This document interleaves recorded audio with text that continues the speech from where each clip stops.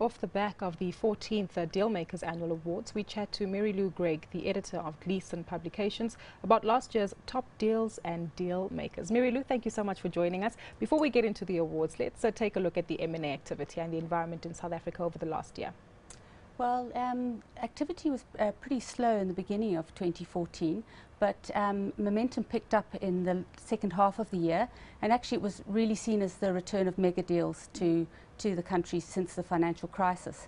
M&A activity for 2014 came in at around 500 billion rand for JSE listed companies. That's about 509 deals. We'll talk about 2015 in a moment and whether we're going to be able to keep that momentum going. But off the back of these DealMakers Annual Awards, maybe give us a little bit of insight. What makes a deal a great deal? I mean, surely it's got to be more than just about size when we talk about mega deals. There's other elements to it. Well, we shortlisted 10 deals of 2014 for the Deal of the Year, and the deal of the year ended up being Woolworths' acquisition of David Jones. The criteria they look at is the length it takes to put the deal together. The size obviously does play a part. The regulatory obstacles that have to be overcome. If it's a cross-border transaction, what value it adds to the stakeholders. Those are the criteria that the independent panel look at. Well, we've also got Hugo Steyn on the line. He's from Investec underneath the corporate finance and advisory services there. And Hugo, I understand you represented Investec by winning the award as being one of the advisors to some of these acquisitions. Maybe highlight for us the challenge that you often have when it comes as an advisor with regard to putting some of these major deals together.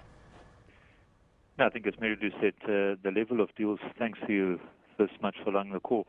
I think the big deal is just, it really depends on the complexity, how many countries you go over, and unfortunately in our life the regulatory environment has become more and more complicated over many years, so things take much longer to close. Years ago we never had a competition authority, and they do take a bit longer than most to get approvals, and that's also in different jurisdictions. So you'll find that dealing into Africa, you'll find a deal on the cross-border in Australia, UK, and you end up being a very big project manager on some of these larger deals because of all the advisors in different countries that's involved.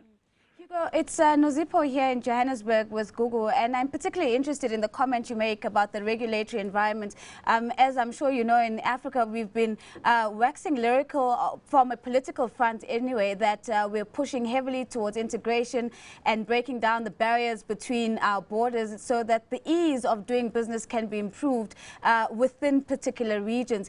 Is there a specific part of Africa that you're particularly impressed with when it comes to the ease of, getting over some of these regulatory hurdles and perhaps various jurisdictions being on the same page when it comes to making deals happen? No, I think you shouldn't be surprised. It's across the world, particular regulators like the competition authorities, that's across the world. It's not just particular to South Africa. And funny, in Africa it's probably less of an issue because of the deals being much smaller. In those regulations, I think the approvals we get from Southern Africa companies on those deals will be much quicker than in South Africa, Europe, or Australia for that matter. So I think that's more just political involvement and the other things. On Africa deals, the mega deals, we haven't seen that in Africa. So it's more the smaller ones, and the regulatory impediments, there's not really that much. It's more just operation. You've got to understand the areas in which you go and the countries you understand, and how you operate there. I mean, countries are different. Now you deal with the people.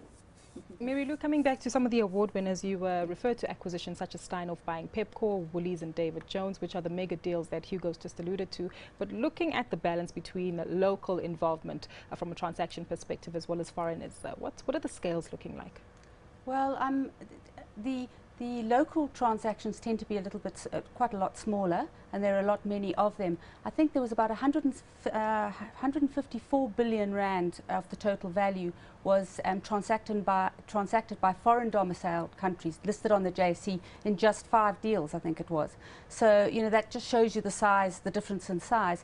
But I think that you're seeing more and more South African companies, being forced to find growth overseas and going cross-border into Africa, but also over into Europe, particularly the property companies.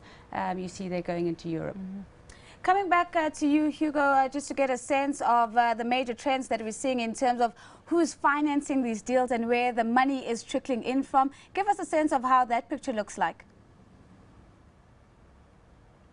That question to me.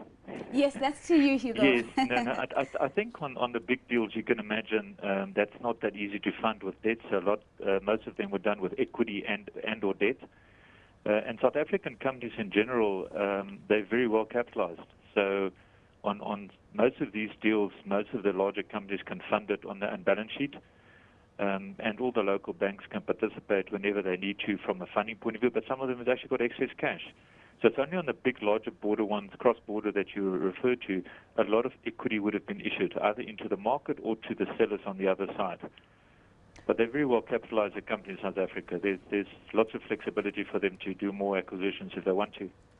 Let's touch on those acquisitions, Hugo. Which particular sectors do you believe are ripe for further deals and consolidation in the year 2015? Yeah, I think it's an interesting question. It's really, if you look over the couple of years, and Marylou can probably give you the statistics, it's really been ad hoc all across the board except for one, which was property. It's just been a phenomenal growth story for the last probably 5, 6, 7 years. Mining has been very quiet. We would expect that to come back to some extent. The resources sector has been very quiet over the last while. So Hugo, they're very bullish on property, but cautious on mining and other sectors. Maybe let's get a sense of where you see 2015 going in terms of M&A activity in South Africa. Well, from the advisors that I've been chatting to, there seems to be a return of interest to mining, but again, very cautious. Private equity is big. Not only in South Africa, but out in the rest of Africa. We're seeing private equity South African companies going into Africa. So, yeah, I think, as Hugo says. Just one more coming from me. I mean, noting that you've also recently partnered with Liquid Africa. Give us a sense of what kind of capability that gives you to really get a good snapshot of the deal-making activity on the continent. Yeah, our Liquid Africa partnership actually was about 6 years ago. But we're busy, we're taking DealMakers out into Africa. We've got DealMakers Africa that we record already, the African deals. And we hope to now take that into Africa, and on a much smaller scale, obviously, and do rankings of advisors in Africa, in Kenya in particular.